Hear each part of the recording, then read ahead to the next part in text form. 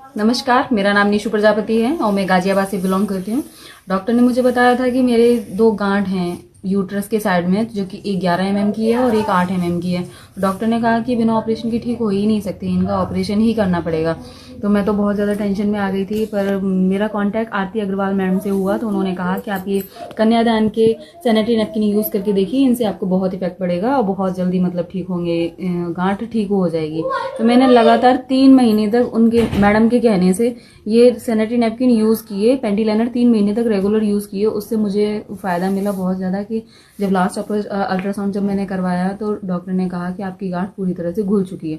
और इन नैपकिन की बहुत खास बात ये है कि ये प्लास्टिक फ्री है। सबसे बड़ी बात ये है कि प्लास्टिक फ्री है और इसमें एक अनायन चिप है जो कि बहुत पावरफुल है, जो कि लेडीज़ों की जो पीसीओडी की दिक्कत होती है उसमें बहुत ज़्यादा हेल्पफुल करते हैं।